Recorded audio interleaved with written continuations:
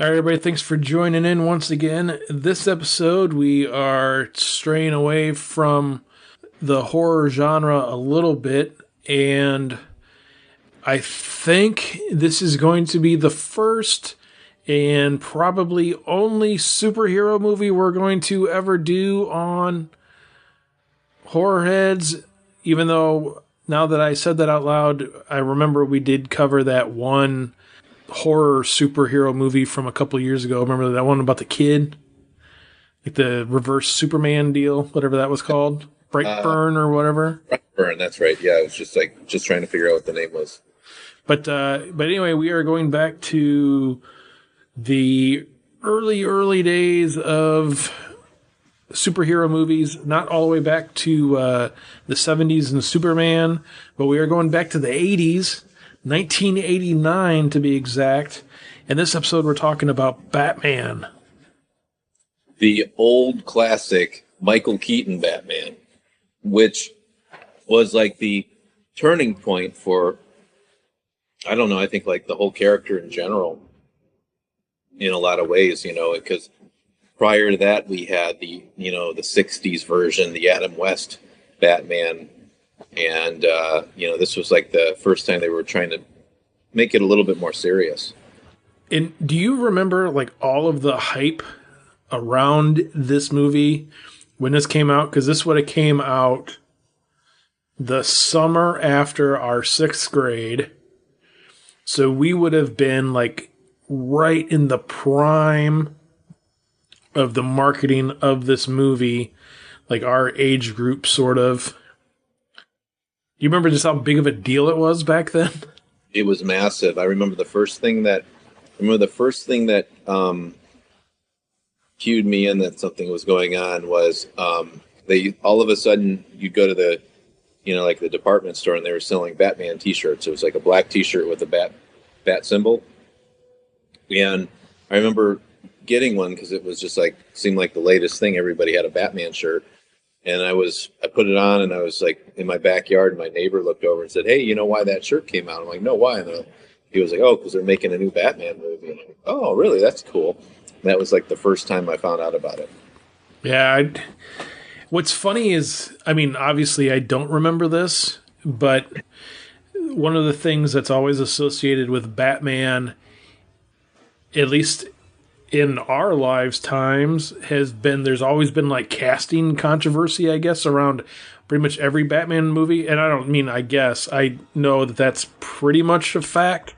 I mean, I remember back when Heath Ledger was cast as the Joker in The Dark Knight and how big of a deal that was and how wrong it was. And then when Ben Affleck himself was cast as Batman and Bruce Wayne, and everybody went, "Ugh, gross." But I guess that was one of the big things I think that me and you kind of missed out on when we were, 12, 13 years old when Batman was coming out. 12 years old, I guess, when Batman was coming out. And the huge controversy that surrounded Michael Keaton portraying Batman and Bruce Wayne, of course.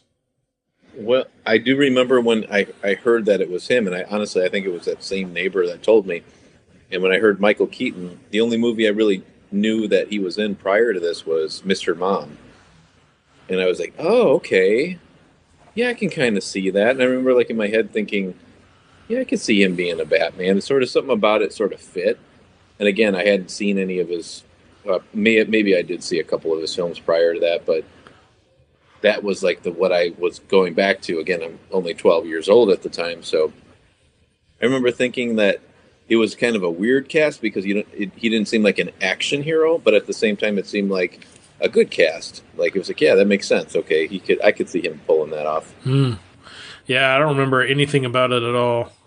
All I remember is going to see it. I mean, I remember leading up to it and stuff. I remember being just like a huge deal and everything. It was, yes, it reminds me of when, not even so much when the prequels came out, but when the last round of Star Wars sequels came out after however many years, and Disney just like bought rights to everything to put Star Wars on everything. You'd go to the grocery store and there would be Star Wars apples and Star Wars bananas and Star Wars toothpaste and Star Wars orange juice and Star Wars cereal. I mean, it was everywhere. There was Star Wars toilet paper and Star Wars paper towels. And I mean, just everything. And I remember like Batman being that way back in the late 80s. And I also remember that really being the first time that I was really aware of not just like, oh, cool, there's this action figure for this movie that's coming out.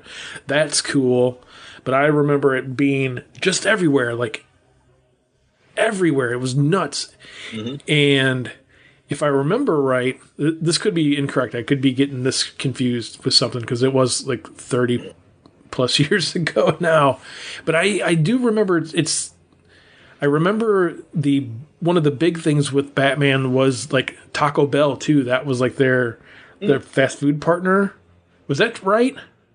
Maybe. I don't remember, to be honest with you. Because I remember with the later ones, it was like with McDonald's, but I want to say with the first one, it was with Taco Bell. But I don't remember. I remember going to see it and how big of a deal it was. And I want to say I probably saw it a couple of times in the movie theater because I remember going to see it with my uncle for sure the first time we went and saw it. And he would have been like in his early 30s at the time. So he was probably excited to see it himself. I don't remember if he was or not. Yeah, I remember the first time I saw it too was in the local theater downtown here by me. And it was like a family event. You know, my whole family went to see it. And you know, it was, like you said, it was this massive film. Everybody was waiting for it. Everybody saw it. You had to go see it. And it was like one of those movies that was sort of required. You know, like there was certain films that you had to go to the theater to go see, and Batman was definitely one of them. Right.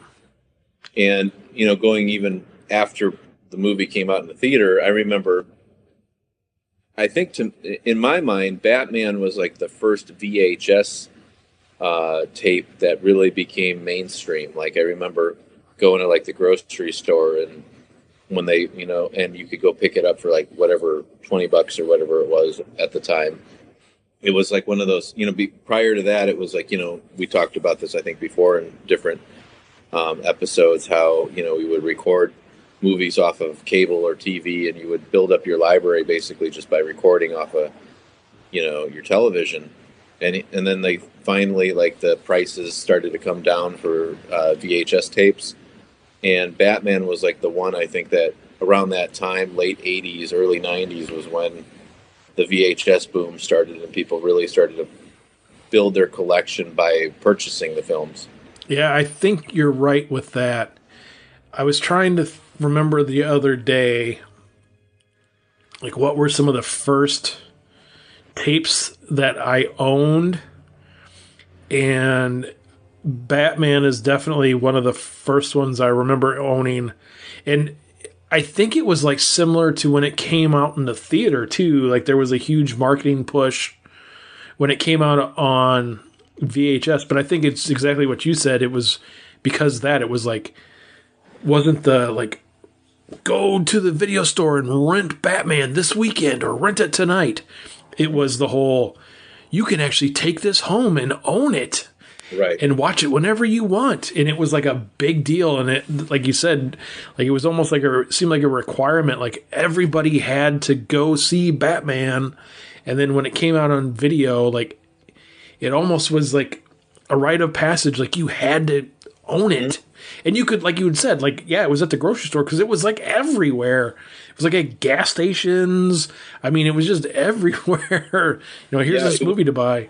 It was like one of those films where, one of those mainstream movies where when it came out on VHS, you could pretty much go to, pretty much any outlet and it would be there and you pick it up there, you know. And like, again, like the grocery store / pharmacy that, you know, I used to go to, or I still go to actually, but you know, they had it there and it was like,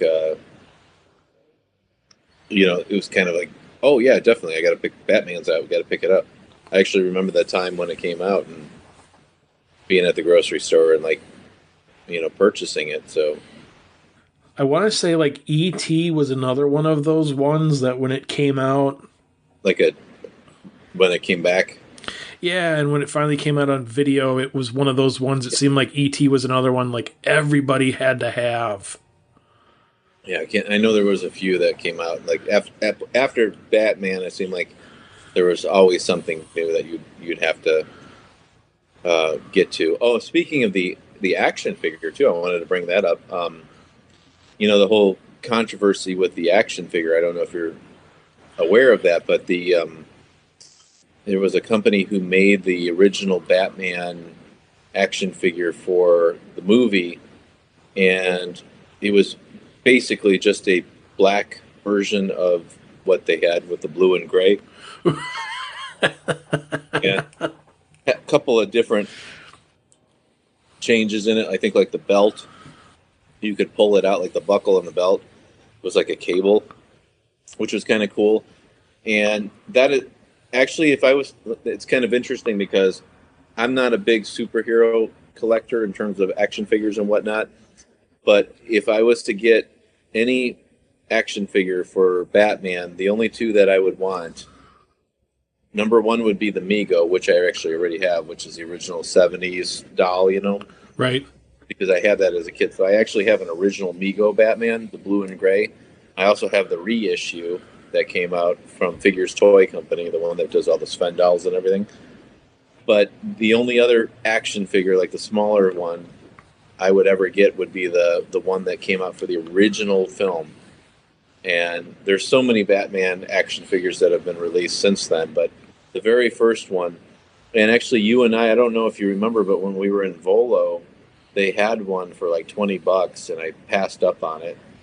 I kind of wish I would have grabbed that. I mean, that's about the standard price, $20-$30 or whatever, but I didn't grab it then. And so eventually that's probably the next Batman I'd like in my collection. Mm.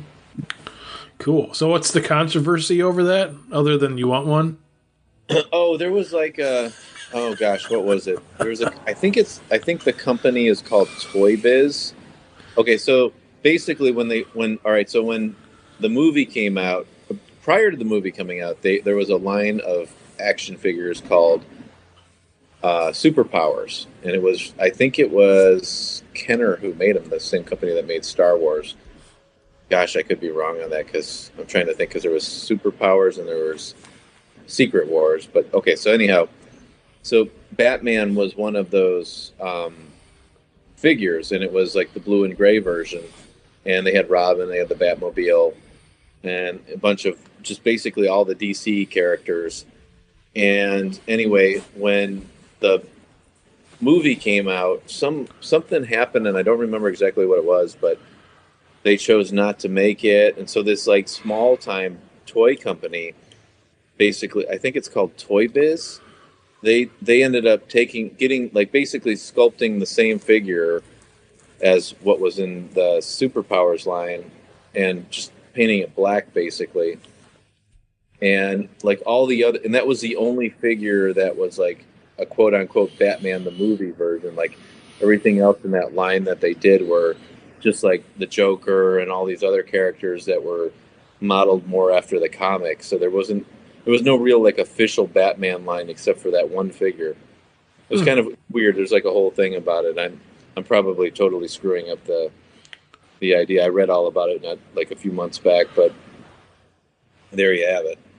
But then after that, like when Batman Returns came out and Batman Forever, they had like an actual line where there was like more than, they created all the characters from the film, and they weren't like, I don't think they were reused characters. Well, maybe Batman Returns there were a few reused, but then I know Kenner took it over again, somehow got the rights back to Batman, and then they made a whole bunch of stuff. But it's kind of a weird deal. If anybody's interested in it, you should kind of dig up. And if you're any action figure collectors, there's some interesting stuff about that. Yeah, that's what's weird about the action figure stuff anymore is I don't know that like any action figures at all anymore are played with by kids. No, I don't think so. Yeah, I think it's weird. everybody beyond the late 30s, early 40s, and up are collecting that stuff. I mean, I was just at Target the other day. It was weird, and like in the middle of the store, they had well, by the entertainment stuff, they had like a whole bunch of like Friday the 13th figures, and I Right.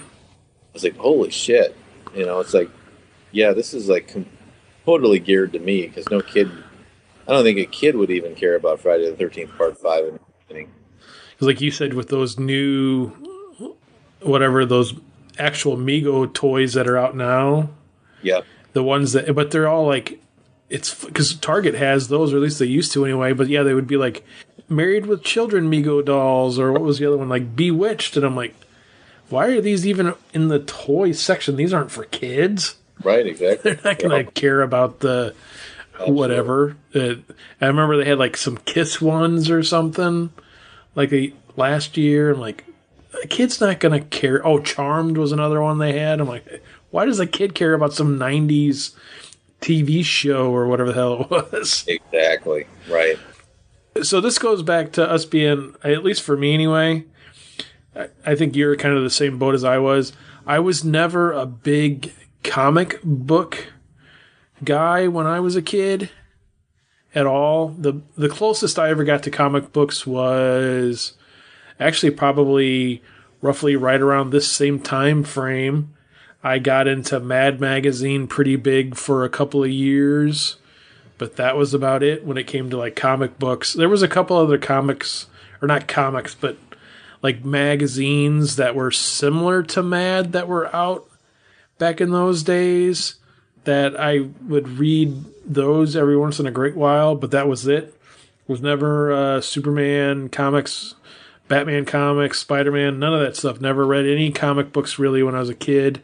Hmm. Were you ever really a comics book guy at all? Never the comic book guy. Yeah, I actually tried to get into like I had a friend who was really into Iron Man, and he tried to get me into that, and I bought a few Man comics, but just the experience, reading through them, it just didn't do it for me. And so, no, I was not into them. I wasn't reading Batman comics or any of that stuff.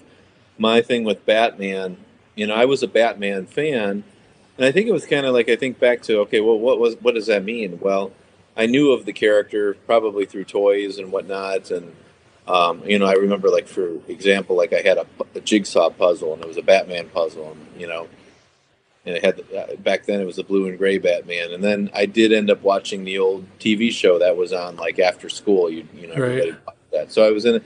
So I think that was my connection to Batman was probably more the old TV show more than anything else. Yeah, it was the same with me too. And I was trying to remember if I was really a huge like fan of any of like the cartoons that were out when we were kids, but I don't remember there. I mean, I know there was like Justice League cartoons and stuff, but I don't remember ever really being big into those. But I'm the same with you. I think I was a fan of that old 60s show before this came out.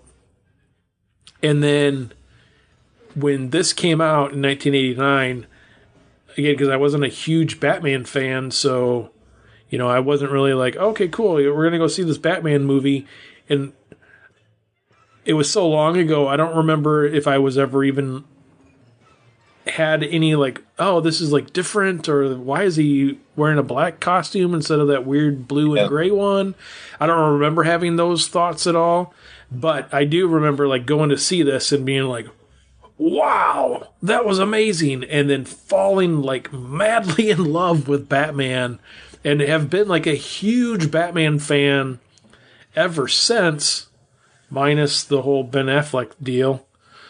when I first saw the film, that was probably that was interesting to me too that they turned the costume into this black costume because when I guess it was our age, our era or whatever, but I always thought of Batman with blue and gray, and I guess like when you go back even before that, it was a black and gray costume. But when they did the whole all black thing, that to me was kind of like, oh, okay, that's interesting. That's a whole different take on it because I always thought of him as like the blue cowl and the gray suit, and then seeing that, it was definitely like, okay, they're trying to do this a little bit more serious. I was I was interested to see what they did with it as I guess you would say like a casual Batman fan.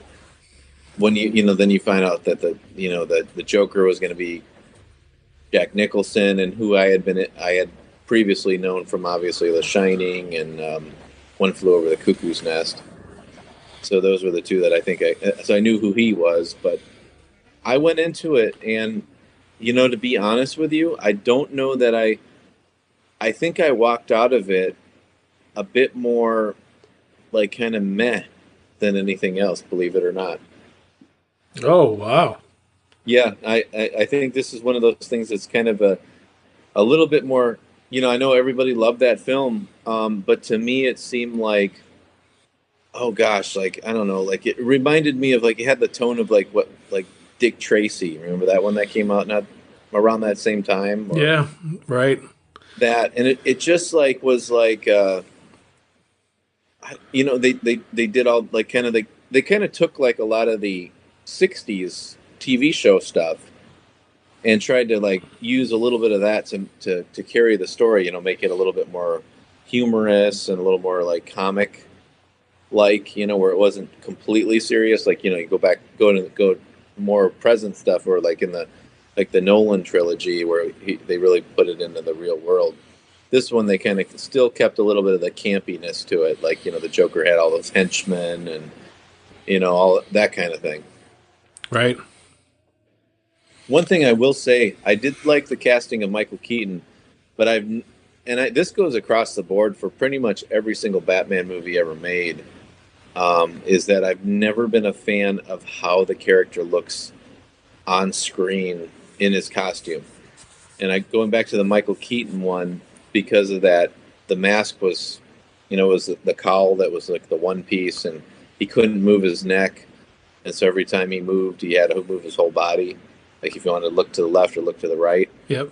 That to me always bothered me, because I guess in my head I always pictured Batman like, I don't know what it like. I guess it was like the cartoon drawings of him, like flying in the sky, and you could tell he was just like in tights and it wasn't like this armor suit.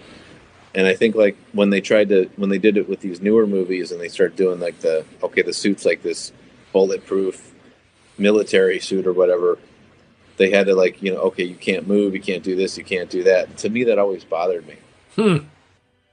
I mean, they are trying to keep it a little somewhat realistic, I guess. Yeah. Yeah, no, I get that, and I totally understand. And even like the Ben Affleck version, I think like the suit was a little bit better in some ways. I wasn't a big fan of those movies, but they kind of got a little closer to the suit where it seemed like he was more like what I thought of what Batman was. And I will say too, another thing about like the Joker. I mean, let's be honest. Jack Nicholson was a good casting choice for that, right? I mean, you think of that, and he's very iconic. The whole role is very, that was an iconic role for him for sure. It's almost like when the first thing you think of with Jack Nicholson is you think of the Joker now. What's funny is that with Jack Nicholson in that role is I never really caught on to this until the last time I watched this, but it's really weird to see somebody who is heavily impersonated, such as somebody like Jack Nicholson, do an impersonation of somebody else in the movie. Because there's the one scene where he does kind of like his impersonation of Jack Palance, who's in Batman 2. Okay. And it's just kind of funny, like seeing Jack Nicholson do an impersonation of somebody else, and you're just like, wow. Because Jack Nicholson's got to be one of the most impersonated people in Hollywood. Oh, absolutely, yeah. It's got to be. I wouldn't say necessarily for Batman. What was the one movie that he was in that the one line's from? The Truth, You Can't Handle the Truth, or whatever. What's that? A Few Good Men? Yeah. Right. Right. But yeah, I mean, Batman, though, at least for me anyway, I mean, this movie was insane for, like, action was great. But the other thing is, I remember like this movie, even though it's not a horror movie, it's a Tim Burton movie for one. So there's that element of it. But I mean, overall, this movie is kind of creepy and very eerie. It's very dark. You know, there's definitely some horror elements in this one. Yeah, to some degree, I would agree with that. Yeah, and it even gets worse, like in what is it, Batman Returns, when you have like some of the scenes with like Oh the yeah, penguin like eating the fish and stuff, and you're like, oh, yeah, chewing on gross. toes and everything. Yeah, I think and that's the funny thing, and I think one of the things too, at the end of the day, and this is going to be kind of probably a surprise to a lot of people, is I really like the Batman character. I think he's fascinating and interesting and all the lore behind him and everything. But I've never seen a Batman movie that I loved. Even like the Nolan stuff, I wouldn't say I'd love any of them. I've always thought that there was something that just never translated well on the screen. And going back to like you said with horror, probably like another superhero, quote unquote superhero that I thought was probably the closest to like what Batman was about that really worked well on screen was The Crow. I actually thought that like, and actually even when I watched the original Crow, when they show some of those shots of the city and all of that, like from those aerial shots, it almost looks like Gotham City, or like it's like obviously a much darker, much grittier version of that. But I always thought that like was like okay, if you were to take Batman and make it into an R-rated horror slash action film, you really got The Crow. Oh, I can see that. And that's kind of like where I've always thought that was like what I was looking for. I think with like when saw that first Batman, it was almost seemed like that first one, and all of them. Obviously they're trying to get kids in the theaters. They're really playing it safe, and even in the Nolan films too, we never had like a real like hardcore Batman film, minus except for the Joker film that came out a few years back. But other than that, it was there was a very like let's play it safe. It's a comic book property, and I would like to really see like a hard R Batman film. Well, with the success of Deadpool, and I don't know how successful the Birds of Prey movie was from when that came out this year, Yeah, I think so. but those were rated R, essentially action hero movies. So it's probably not really too far fetched. And with the Robert Pattinson movie that's coming out, well, I assume it's still coming out in 2021. Maybe. You never know. I mean, that one might be R rated too. It's hard to tell. I don't know. It seems like they really try to play it safe with Batman. So I highly doubt it's going to be R, but we'll see. Well, I mean, we had, what was the one? No, wasn't one of the Nolan ones rated R? Nope, they were all PG-13. Was there one? Okay. Yeah. I was thinking there was one that was, yeah, it was like the one with Joker. What was that? The second one, Dark Yeah. Knight or whatever it is. PG-13. Yeah, because there was like the one scene in there where the guy like gets a pencil in his eyeball. Yeah. And I thought there was something else in there too that was really dark. Well, Harvey Dent's face, but PG-13. Well, I guess it doesn't surprise me too much. Yeah. None of them got an R. They were all pretty safe. But yeah, I'd like to see like a real big Batman. Give it the adult version. I'd like to see something like that. Even heck, even I'd be cool with an old man Keaton playing the role or doing something. Maybe not like I don't know. I don't even know where that story would go. But it's not a Keaton issue. It's more just the tone and the vibe of the film. I'll go ahead on record and say that I give Batman a pretty big thumbs up. I would almost even say 2 thumbs up from me. Oh, okay. I'm gonna surprise some people here, and I'm just gonna go ahead and say I'm gonna give it a thumbs down. And I know that that's probably like sacrilegious, and I know that everybody's probably like, "What? You got to be kidding me!" But the reality is I didn't. I walked out of the theater feeling it was very lackluster. When I bought it, it felt like it was sort of I bought it because you had to buy it because it was Batman and it was out. and I never really cared for it again. I don't revisit it. I have no nostalgia towards it. The whole franchise in general, even the Nolan films, which my son loves the Nolan films, by the way.